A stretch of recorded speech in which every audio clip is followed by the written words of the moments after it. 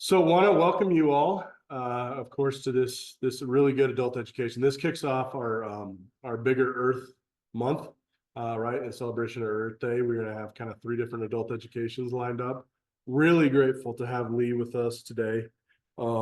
As many of you know, Lee was the, should I say, creator of the television series MacGyver. And of course, also is part of the Clean Energy Coalition, president of the Clean Energy Coalition. And he shares concerns about the proposed AES lithium-ion battery facility south of Eldorado and presents an alternative for community-based solar energy. This is obviously a really important topic in our community, but not also national. You're seeing bigger challenges around solar fields. There's bigger questions around renewable energy transmission, general energy transmission, the impacts to local communities, the impacts to land, water, and wildlife.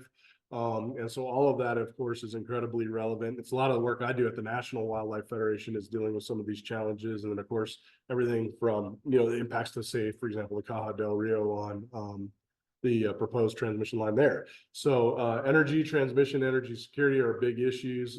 These are issues that aren't going away. And it's important for us to kind of understand the pros and cons and the complexities of these issues.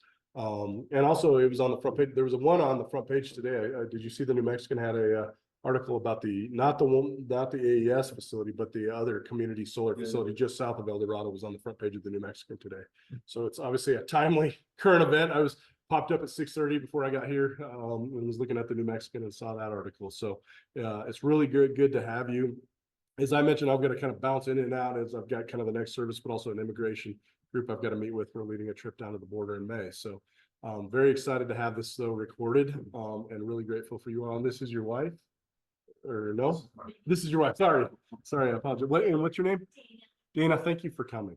It's really glad to have you all here. So Lee, I want to hand things over to you and thank you for coming and welcome. Thank you, Andrew. Yeah, thank you. Okay. Well, thank you all for coming. As he said, my name is Lee Zlotoff.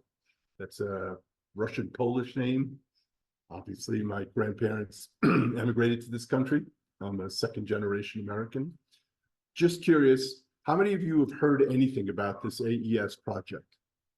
All of you have heard something about it. Okay, that's great. I have a fancy slide presentation, but I'm not really going to use it very much because I just want to tell you a story. I'm going to tell you my story. Okay.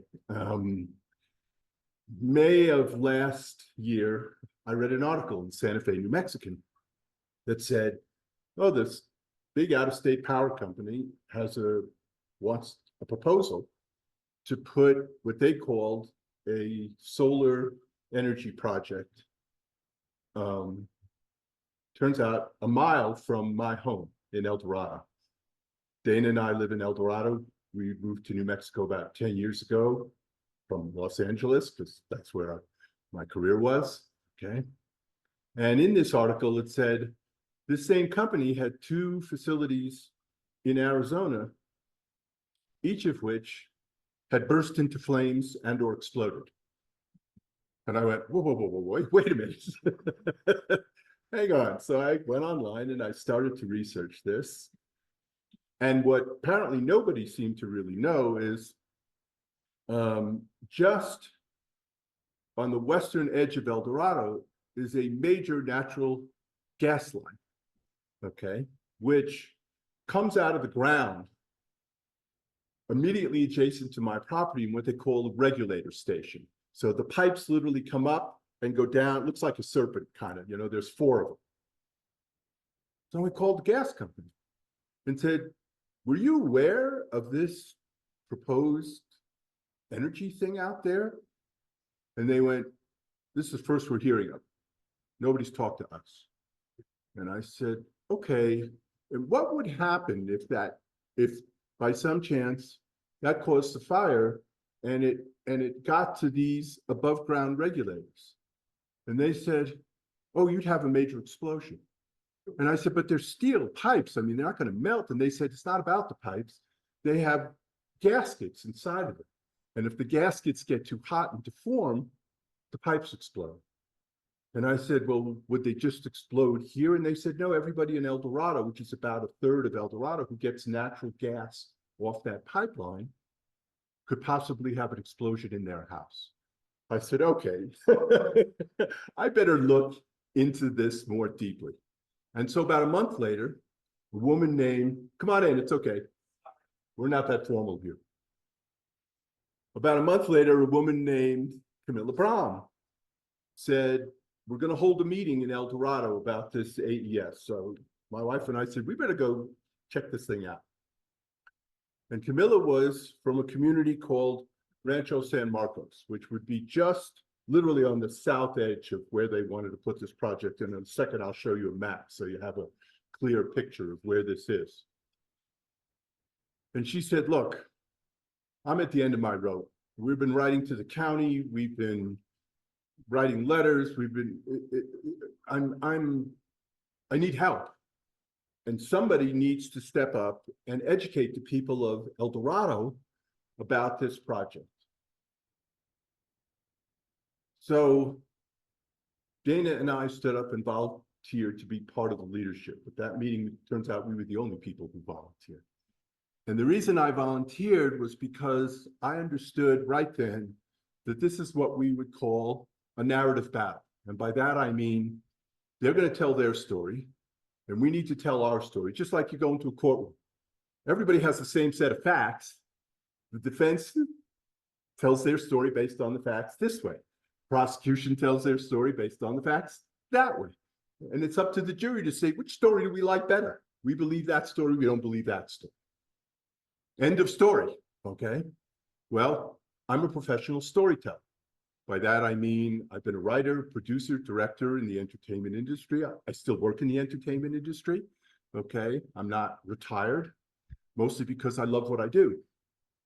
So we volunteered to do this, and we started as a little informal group called Keep Eldorado Safe. And we said, here's what we're going to do. We're going to print up some flyers with some facts about this project, and we're going to distribute them to the people who live on the western half of Eldorado and just see if we can physically get that done. And so we started looking at it. It turns out, well, you can't put flyers in somebody's mailbox. That's illegal. You can't even tape flyers to somebody's mailbox. That's illegal.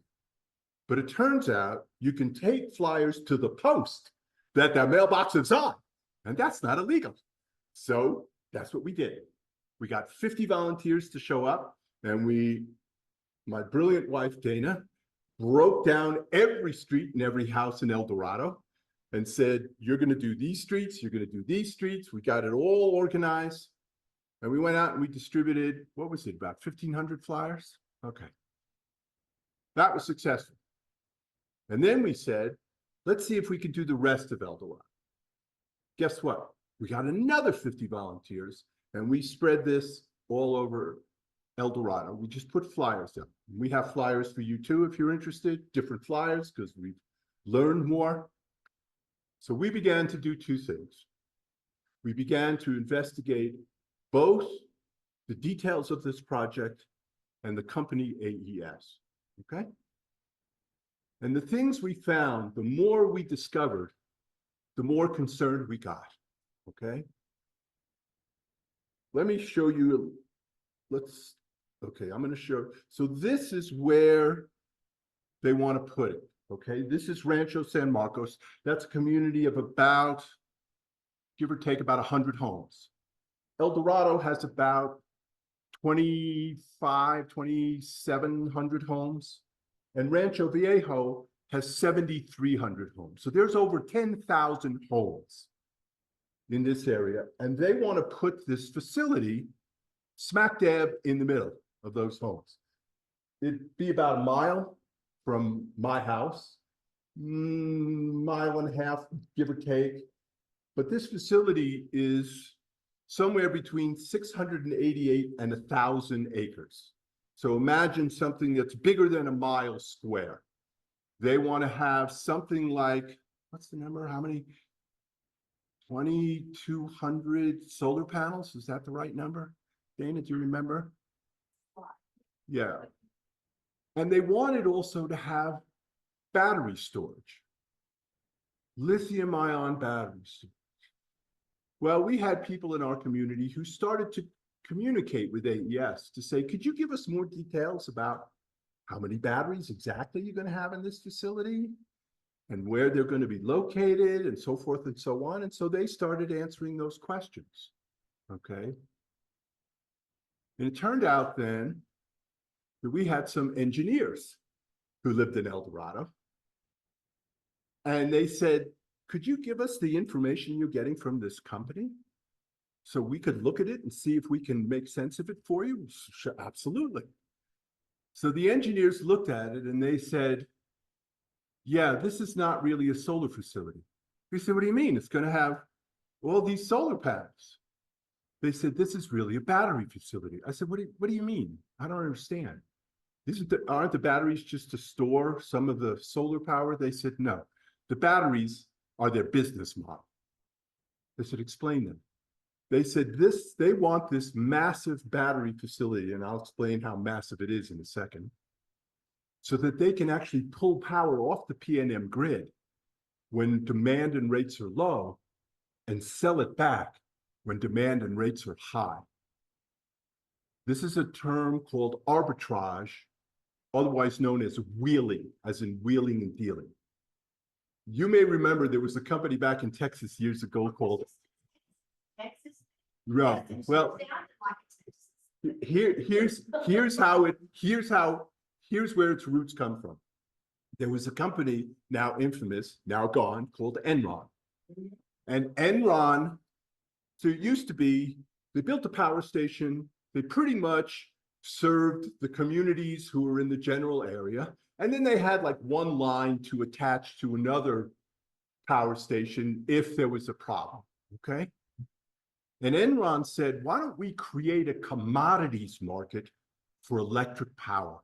So you can buy and sell power and share it all over the United States, Canada, Mexico, wherever there's lines that we can tap into. And they started this. Now, of course, Enron was playing a lot of illegal games and that company collapsed. The commodity market still exists, okay? Energy companies can make money by moving power around. So I'll give you an example of why they would do that. The average kilowatt hour here, I know more about this stuff, people, than I ever wanted to know. So if you start to get overwhelmed, trust me, I've been there, okay? Average kilowatt hour here is about 10.3 cents per kilowatt hour. In California, it's 22.6 cents. In Colorado, it's 12.9 cents. In Utah, it's 17. You see what I'm saying?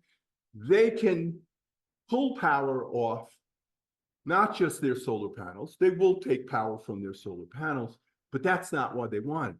They made it solar because nobody's going to be against solar. It makes it look environmentally good. And then anybody who opposes it must be anti-solar. You're anti-solarly. And I go, no, really, that's not true. I'm just scared to death of what they're talking about doing here. There's a difference. Okay. So how many batteries do they want there? So we started asking those questions. Well, first they said, we want 286,000 batteries. Okay. And then they said, no, actually, we want 1,170,000 lithium-ion batteries. And then the next time they said, no, now we want 570 lithium-ion batteries. So let me tell you what 570 lithium-ion batteries look like. Okay. Let's see if I can find a picture. So you see these containers, okay? They want 38 40-foot containers. So you know what a shipping container looks like? Okay, they want 38 of those to house these 570 lithium-ion batteries. Now, lithium-ion batteries are a good way to store energy, but they have some issues. And one of the issues is sometimes they can spontaneously combust. They can fail and burst into flames. You have heard about this in New York City where electric bikes have burst into flames. This is the reason when you fly on an airplane, if they say, if you have anything, a phone or a vape tool or anything with a lithium-ion battery, you cannot put it in your luggage. It has to stay on your person. Why? Because if that spontaneously bursts into flames in the cargo hold, they have no way to put it out, and the plane will go down, which has happened. Okay? If it's in the cabin, they can at least attempt to control it. Here's the other problem with lithium-ion batteries. They cannot be put out. They're called thermal runaway fires. That's because in the lithium-ion batteries themselves, they produce their own oxygen. You can pour all the water on it that you want. It is not going to put it out. Foam will not put it out. So when these fires occur in their facilities in Arizona, which, by the way, were tiny, tiny compared to this, they want to put 141 to 280 megawatt battery facility in amongst 10,000 homes. The ones in Arizona was a 2.6 megawatt facility. The other one was a 10 megawatt facility. So they were tiny compared to the ones they're talking about here. And when those burst into flames, number one, those were both in industrial areas, not anywhere near residences. And number two, one burned for 3 days, one burned for 10 days. It took, because they have to burn themselves out. They pour water on them to keep them cool so the other containers around them do not also explode. And one of the fires, in I believe it was Surprise, Arizona, exploded and sent 8 firefighters and policemen to the hospital, 4 with traumatic brain injuries. The explosion was so powerful that it blew a fireman 80 feet right underneath a chain link fence.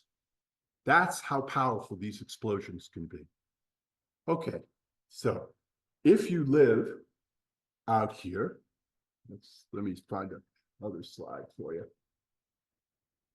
Okay, if you live out here, this is the edge of the facility. You can see that's Eldorado down there, okay? And I'll show you, well, if you look, I'm gonna walk in front of here just so you can see it. I live right here. That's me, okay? That's me. And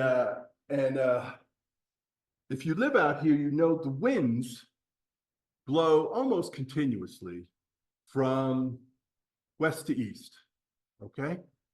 Sometimes they blow up, sometimes they blow down, but generally they blow west to east. Now AES says, oh, they have nothing to worry about. It's a mile away. In a wildfire, a mile is 6 minutes with a moderate wind. If it's a 30 or 40 mile an hour wind, which we often get out there, it's 3 minutes. A fire could start in the middle of the night and it could be on Eldorado before anybody even knew about it. Oh, I forgot to mention, by the way, once they build this facility, they will have nobody on site at all. It will be monitored remotely. That means somebody is sitting in front of a computer in some other state somewhere, and if they start to see that there's something wrong inside one of the containers, we're going to push a bunch of buttons and see what's going on. And then if it starts to look like it's turning into a fire, then they might pick up the phone and call somebody in Santa Fe and say, we're not sure, but we're getting very bad readings from this particular container. You better get yourselves out there and take a look. Now, we had the director of emergency response management, a gentleman named Martin Vigil, for the county, come out. And we took a look, and I walked him over to these gas lines right by my house. And I said, Martin, you're an emergency expert. I'm not, I'm just an ordinary homeowner. What do you think? Tell me I got nothing to worry about, and I'll go to sleep a happy man, and I'll forget the whole thing. He said, I cannot tell you that. This is not a safe situation. And we've been now working with Martin to talk to the gas company about doing something to see if we can protect those lines that come above ground from a potential wildfire. Because even if AES doesn't build this, the summers are getting hotter, the drought is getting worse. Okay. So Martin, if there were a fire out there and you got a phone call, how long would it take for you to get out there to assess the situation? He said, 20 to 45 minutes. I said, in 20 to 45 minutes, Martin, I'd be dead. He said, yeah, that's why it's not a safe situation. Okay. So we're writing to the county. It is owned by a gentleman named Warren Thompson. If you recall, Warren Thompson was also the person who owned the land where they wanted to build the Flying J truck stop. And there was quite a brouhaha about that. And ultimately the county denied that. Well, AES has filed a request for a conditional use permit to build this thing. And by the way, the people in Rancho Viejo were writing them saying, this is not a community project. This is not a commercial solar project. This is a utility scale project. Don't you think this should be what they call a DCI? That stands for a development of countywide impact, where the restrictions are much tighter. And the county said, no, we think a conditional use permit is fine. And then they said, don't you think you should put a moratorium on this until we have the proper regulations in place to assess these kinds of things? And the county wrote back after 6 months and said, no, we think we got this all under control. Okay. So there's a weird thing with our county commissioners. When somebody submits an application, even though those commissioners are our representatives, they are not allowed to talk to us about the project. What? But you're our representative, and I just learned about this. Yep, sorry, can't talk to you. Why? Well, because someday we might have to vote on this, and so anything I talk to you about could be considered ex parte communication. And the other side could sue us for having conversations with you about this project. And I said, well, this is nuts. We pay your salaries. We elected you. Well, eventually we got a meeting with the woman who was in the staff. She's not a commissioner. She works in the staff. She's the director of growth management and land use for the county. Her name is Penny Ellis Green. We finally got a meeting with Penny Ellis Green, a bunch of us from our group. And we said, do you understand that this is not really a solar project? That they really want these batteries. That's where they make the money. They can't make money out of the solar. It's not economical for them. And she said, what are you talking about? And so we explained this arbitrage, wheeling stuff. And we said, did you know that? And she said, no, we thought they just wanted the batteries to store the power from their solar panels. And we said, no, that's not what's really going on here. And she also said, we have never dealt with a project of this size and complexity before. So she obviously went back to AES and said, is this what you're planning on doing here? And they said, who told you that? And she said, well, these people from the community came and they had engineers. They said you were giving them all this information. And now they're saying, this is what you're going to do. 3 things happened immediately after that meeting. The 2 people we were communicating with at AES disappeared from the company. Gone. Not on the website, worked for different companies. Second thing, we got an email from AES saying we are no longer going to communicate with residents. And then the third thing that happened is AES then sued the county commissioners for what they called was a temporary restraining order, saying you cannot release information, particularly the hazardous information about this facility, to anyone in the public. The county said, well, that we can't really do that. And they said, okay, we'll sue you. We'll take you to district court and we'll sue you for a temporary restraining order on the grounds that these are now trade secrets. including the location of this facility. Okay. At that point, we had to become a nonprofit, and I'll explain why we had to become a nonprofit. We were just a local community organization, okay? We had a little bit of money to make flyers. We had to go hire a lawyer. Well, if you're going to hire a lawyer, you got to take in more money. And that money couldn't land in my bank account because then the IRS would say, that's income. We form a nonprofit, the money can go to the nonprofit can hire the lawyer. So that's what we did. We hired a lawyer and we became, in October of last year, we became the Clean Energy Coalition for Santa Fe County. Okay?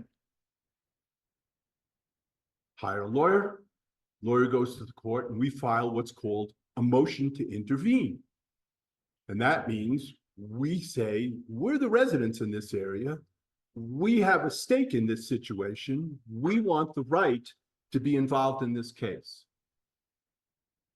Their attorney, by the way, who's a very well-known gentleman out here named Brian Egoff, okay, was the former Speaker of the House, okay, wrote many motions opposing our right to intervene, finally got in front of the judge, and the judge said, you have a right to intervene. Okay. So then we sent out what are called requests for discovery. Why are these trade secrets? So we sent one to the county and we sent one to AES. Since when were these trade secrets? How can you prove that they were trade secrets? If you shared this information with the county earlier, how can it be a trade secret? So forth and so on. 3 weeks later, AES said, we're dropping the case. You can have all the information. Okay, what's going on here, folks? So we obviously touched a nerve. We got them scared, okay? And their response has been to call us NIMBYs. NIMBY stands for not in my backyard. We're not NIMBYs, we're NIAMBYs. That stands for not in anyone's backyard. Why? So let's assume for the moment that there's a fire in one of these containers. They want this facility to sit there for 35 years. If you have over 500,000 lithium-ion batteries, I guarantee you one of them is going to fail sometime in that 35-year period. So it's not a question of if there'll be a fire, it's only a question of when. Let's assume for the moment that the fire happens and it doesn't get outside of the facility. Let's say it stays within their chain link fence. We get tumbleweeds and all kinds of brush out there. And if there's nobody on this facility, I don't know who's cutting the grass, but let's leave that for the moment. A fire occurs, a thermal runaway fire. Let's say it's even one container, okay? And the fire department goes out there and it burns for days, or possibly weeks. And they're pouring water on it. Well, guess what? Both the lithium-ion batteries that they use and the fire suppression systems inside these containers that obviously have failed contain what are known as PFAS, or forever chemicals. That means there's a plume of toxic smoke that's pouring out of this for days or weeks. And if they're pouring water on it, those toxic fumes are being captured by the water and going down into the aquifer that we all get our wells from.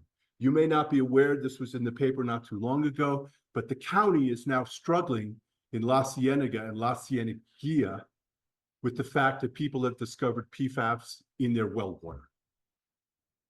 Right now, it's a question of who put it there, who's to blame. Let's all spend time pointing fingers at each other so it's not their responsibility. We get it, but these people, meanwhile, cannot drink their own well water. They either have to put in new filters or they have to buy water from the county. Okay? So, we said, imagine for a moment, it's the middle of summer in Santa Fe, and this fire happens. And there's a toxic cloud that comes rising out of this and blows towards Santa Fe. everybody would have to shelter in place, turn off their air conditioners and their fans, and stay indoors until this burned itself out. Well, you and I know that Santa Fe runs on two things: real estate and tourism. If that happened, we would be finished. Our tourism business would collapse for years. Look at how long it took to get back after the real estate collapse in 2008. Okay, we would be out of business. Let's take an example. Nobody, and I mean nobody, thought that a wildfire could happen in a lush tropical place like Hawaii that was so intense that it destroyed a community of 13,000 people in less than an hour. People were running down the street to jump in the ocean so they wouldn't be burned to death. We know wildfires are the single biggest threat out here. Why in the name of God? Sorry, I'm in the house of God. I probably shouldn't do that. But why would you put a known fire hazard in the middle of over 10,000 properties? It just made no sense. Why did they do this? Well, the worst wildfire in the history of New Mexico was caused by two quote-unquote controlled burns by the Forest Service, turned into the Hermit's Peak Calf Canyon fire, worst fire in New Mexico's history. What are we thinking? We simply said, this just does not make sense. We understand the need for renewable energy, but this is not really about renewable energy. This is really about making money for an out-of-state corporation and letting us assume all the risk. Okay, so I want you to notice, you see these blue things that look like rivers? Those are arroyos. And we hired a wildfire expert, lives in Chama, because we couldn't find a wildfire expert here in Santa Fe or in Albuquerque, because all of them had consulted for AES and they wouldn't talk to us. Okay. And we said, what happens if it gets out of the containment of their facility? Because if that fires, you know, I'll show you some more pictures here. I'll find them somewhere here. Let's see if I can find. You see this one down on the bottom here? If a tumbleweed blows through that and is carried out, or the detritus from that fire is blown by the wind, it could easily get outside of their containment. Okay. And he said, well, let's see if I can find it. Yeah. He said, you know how arroyos channel the water when it rains really hard? He said they do the same thing for fire. The wind and the fire races through those arroyos if there's a fire. Because when the water comes, it wets the ground, the vegetation grows up inside the arroyos, and the walls of the arroyo become basically like a chute for the fire to. So one of these arroyos, as you can see, goes straight into Eldorado. The other arroyo goes straight up into Santa Fe. A few weeks ago, was it something I said, Alice? Yeah.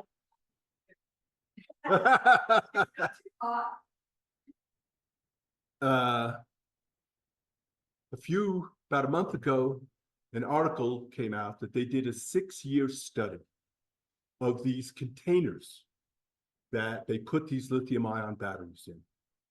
6 years they studied these, and they said more than 25% of the time, the fire detection and the fire suppression systems fail. And they got such blowback from the community that they then added an addendum to the article saying, yeah, but these are rare, and when they install them, they make sure that doesn't happen. We went, what are you talking about? You studied these containers.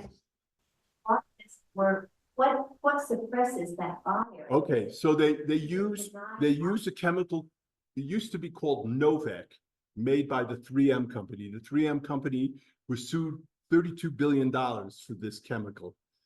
For poisoning various areas. They paid $32 billion. Okay, they said we're getting out of the Novec business, but other companies still make. They use these to try and keep the inside's cold enough to suppress the fire before it actually starts to go.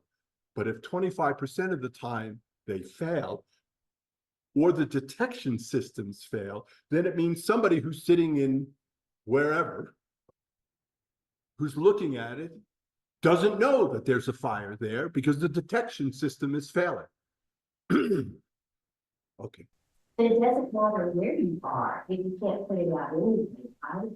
No, all they can do is rush out there and start pouring water on it to keep it cooler and to try and keep the containers around it from also exploding or bursting into flame. And it's not have a sprinkler system that's inherent in. No, it does not have, they put these fire suppressant systems inside, they spray this chemical in the hopes that that will keep it. But we don't have a picture in here, but it turns out that when these containers get too hot, they have to vent them.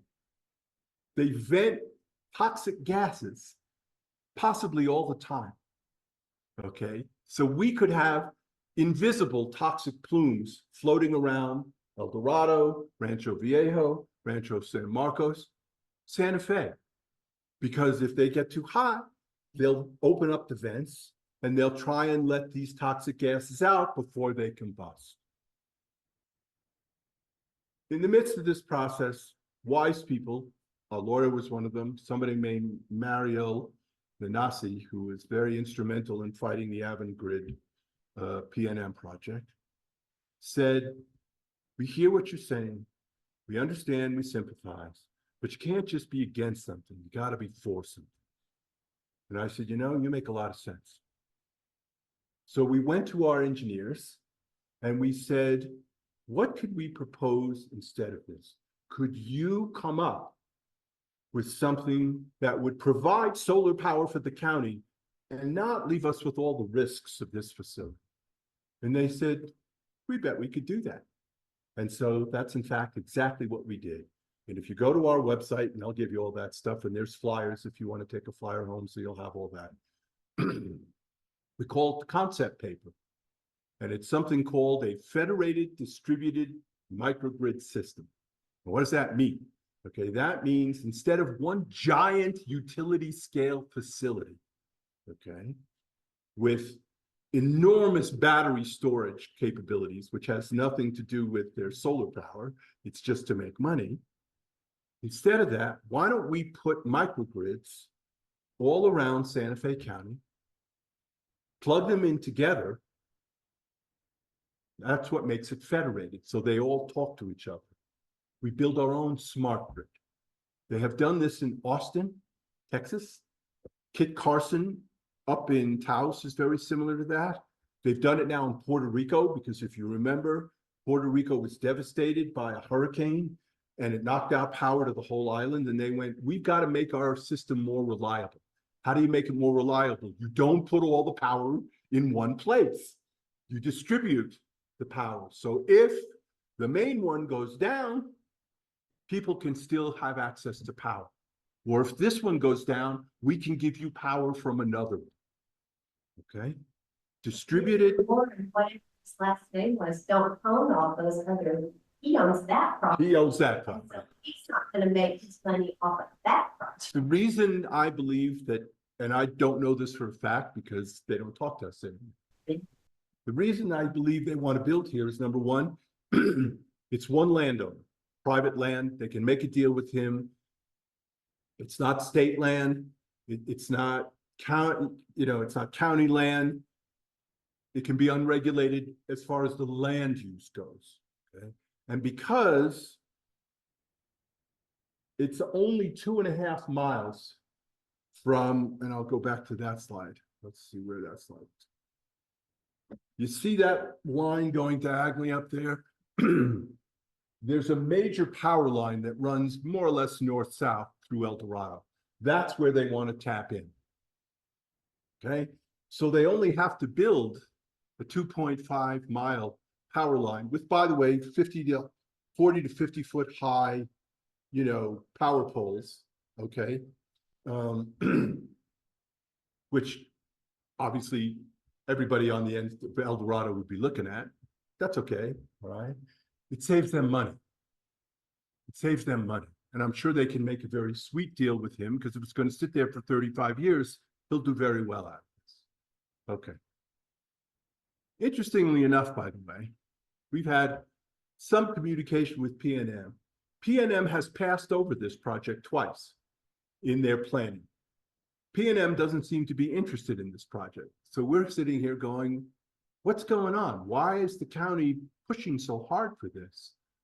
Also, by the way, when we won standing in that case before the AES basically shut it down and ran away, okay, the county suddenly realized we could be exposed. We're going to put all the documents relating to this facility now on our website. They dumped 3,700 documents on the website. Our people, we have a brilliant woman in our midst, PhD in library science. She's our archivist. She's the one who was writing to AES. She has 1,000 pages of documents about this project from beginning to end, okay? And she said, give me one other person. We're going to go through every one of these documents. Turns out AES and the county had been communicating since 2018, okay? Now, I don't know if they had any ex parte communication, but they had weekly meetings with AES. AES wanted a meeting, they sent an email, they got a meeting. We want a meeting, we send 100 emails, they say nothing. Feels to us like on some level, somebody at the county has decided they want this thing to happen, whether for Warren's sake or for their sake, or they could say, oh, look, we did solar. This is not solar. We have a plan for solar. We wrote to the county and said, would you meet with us to look at our alternative plan? And they said, no. We said, why not? And they said, because you're against this project at AES. And if we meet with you, AES could sue us saying that we had ex parte communication with you. Said, but we're not going to talk about the AES project. We just want to talk about our alternative. Our lawyers say no. Once again, our public officials, we pay their salaries. We put the money in that they have. They don't want to talk to us. How am I doing here? Anybody have any questions? I have to actually, I live in Eldorado, so. Great. Yes. How much money is being offered to the county for this? Excellent question. They like to say the county is going to get $7 million in tax revenue from this over 35 years. That's $200,000 a year. It's nothing. You can't even buy a house, much less rebuild a house in Eldorado for $200,000. It's nothing. So why are they pushing so hard to do this? I don't know the answer to that question. Because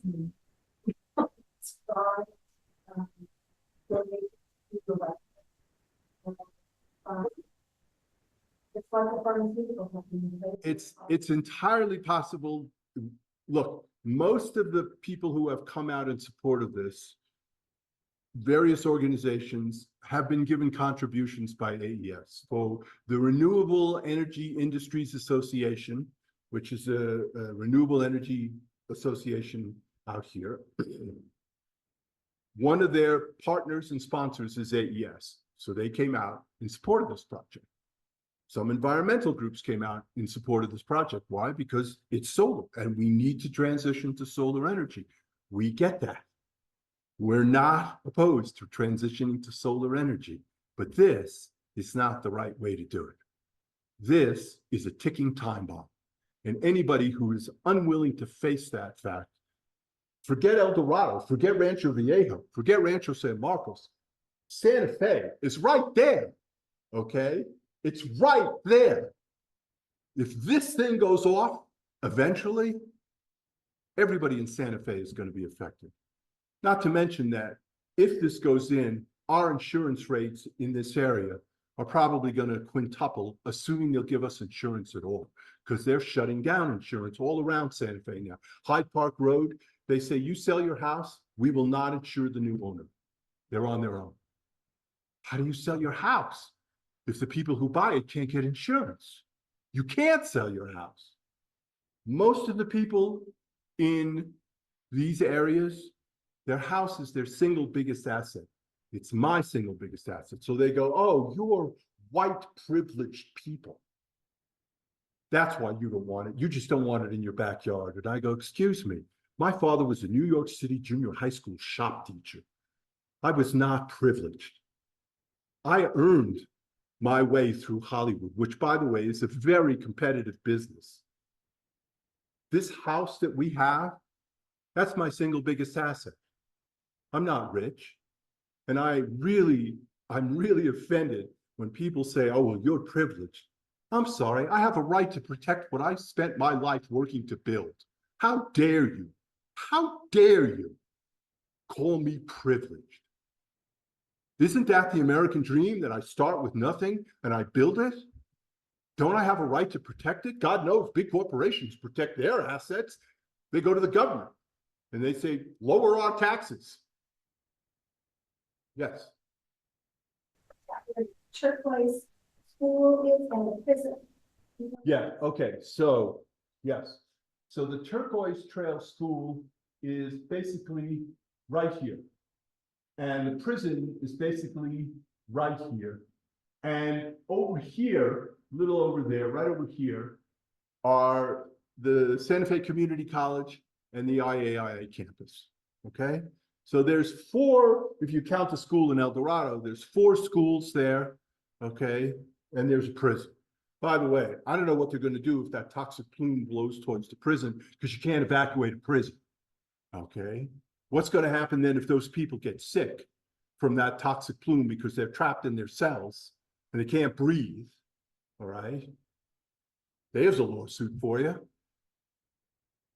Turned out there's a gentleman who you've probably heard of named Ashley Shanow, former lawyer, doesn't practice law anymore, has been writing a number of letters to the county about this and other things. And he recently, one of our members in Ashley went to a meeting of the State Emergency Preparedness Committee. And it turns out that Santa Fe County has not updated their emergency preparedness plans since 2008. They have no committee, which they're supposed to have, both by federal and state law, okay? And it's like, this guy said, you have concerned citizens, number 1, and number 2, you're not in compliance with the law. And number 3, if anything happens, you, the county, are fiscally responsible because you don't have an emergency plan in place. You don't even have an emergency committee. How can you possibly consider putting in something like this if you don't even have the emergency plans to deal with it? Yes, please. Thanks for all this effort and, especially going out and doing the flyers initially. And I think you're tapping into the greatest power, and that's the public voice. And certainly those folks that headed off the truck stop, this point of reference that this can work. So I guess the encouraging thing is picking up with Marielle, because over time she has also proved that stirring up the public awareness is the way you do this. Yes. And after all, you've been in that industry your whole life. So I think it's very hopeful in the midst of being very scary. And the hope that, a lot of focus would be on public awareness, because that's the biggest power that our corporate has, is keep people down. Yes. And just all the radio and all the. Yes. So their AES's job is to pretend that this is solar and it's totally safe and nobody has anything to be afraid of. Okay. And our job is to say all solar is not the same. There are different kind of storage systems. AES builds and sells battery storage systems to other people. So they want to use this because they're already in that business. This is a business for them. We understand that. They need to make money for their shareholders. We understand that too. But that's their primary concern. Our safety, it's not. And look, God forbid something should happen from this. We all know the likely outcome is AES is not going to step up and say, you know, we're responsible for this. We're going to make everybody whole. That's not what they do. What they do is they put that asset in another company. That company declares bankruptcy. And then the rest of us have to spend 10 or 15 or more years fighting for restitution, by which case most of the people who are retired out there, whose lives will have been destroyed, are going to die, which is what they're counting. And then they figure, well, their descendants will take pennies on the dollar just to make this go away. That's how big corporations deal with these issues now. They rarely step up and say, we'll take responsibility. But they don't count on, the tiger equation in Santa Fe. Yes, We are different.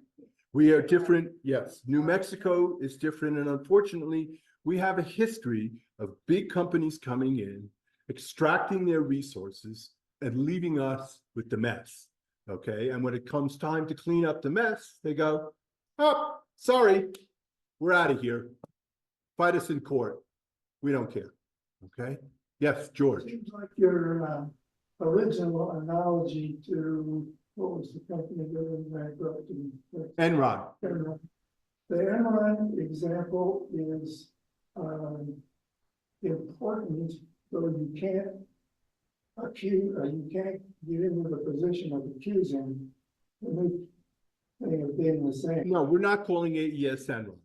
But it doesn't take much of an imagination and knowing of the history of New Mexico to know how many people get paid off to be one way or that. Look, I am not making any accusations that anyone is being paid underneath the table. I have no information to that effect, and so I will not say that.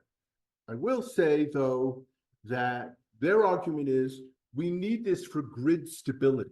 In other words, if New Mexico starts to have a power problem, you're going to have more energy from this.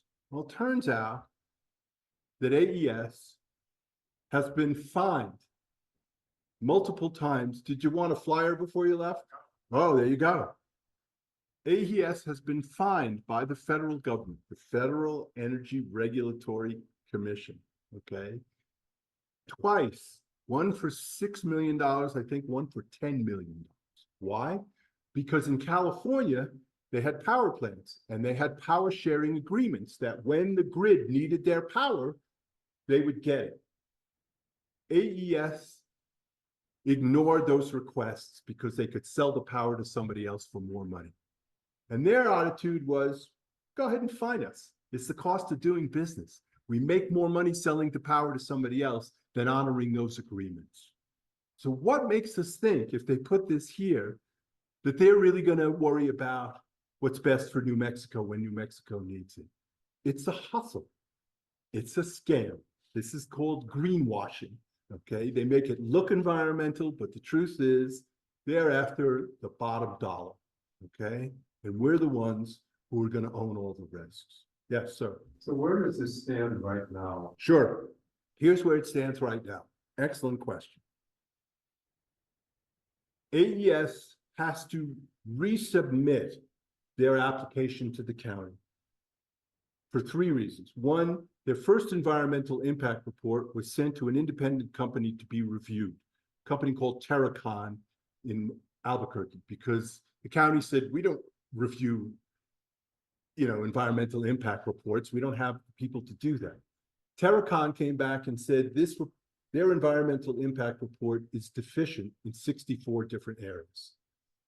So AES has to do this. By the way, there was no mention of fire in that environmental impact report. And curiously enough, even though as part of their environmental impact report, they have to say all the utilities that are in the area, they left out the gas line that runs right by my house. That wasn't in their environmental impact report either. Why did they leave that out? It's a utility, it's within a mile of their facility, not a word. So they have to do that. And then the county, because we got involved. So we started with an email list of literally 30 people. That email list is now almost 800 people. And with reposting agreements with other organizations, our reach is 5,000 to 6,000 emails. Okay?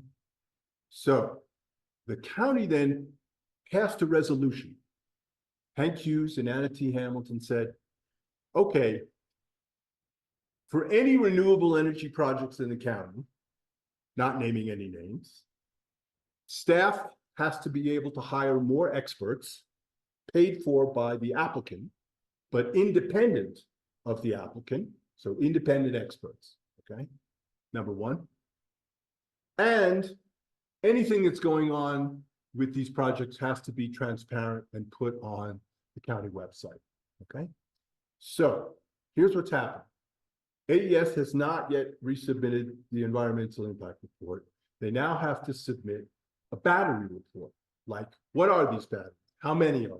What are the risks, okay? So a company like this, they deal in two things, hazards and risks. Are there hazards associated with the project?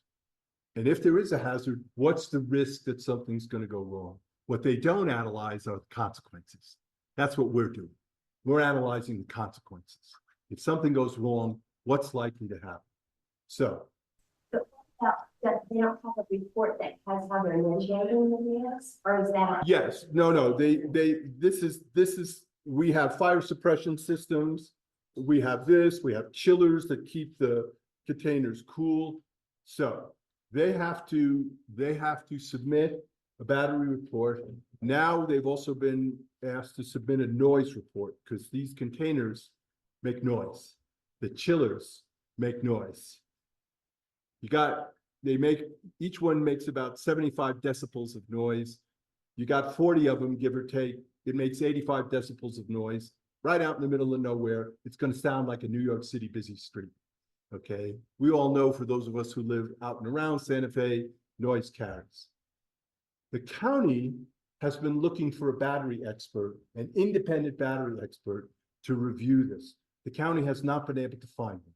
We know why the county can't find them, because we went looking for an independent battery expert. We went to all these companies that say, we study these kind of facilities, we study these kinds of batteries. We said, great, we'll hire you. Would you consult for us? They said, no. We said, why? They said, because companies like AES are our bread and butter. You're an outlier. Doesn't matter how much you pay us. If we work for you, they will never hire us again. There goes our business. We will not work for you. And I'm guessing the county is having the same problem, because they go, if we are an independent evaluator, analyst for you, these companies will not hire us. They will see that as a hostile gesture, and we'll be out of business. The county has now put out 2 RFPs, what they call requests for proposals. No takers. So right now, it's in limbo. Half the time the county says it's an ongoing application, half the time they say it's suspended. We can't seem to get a straight answer.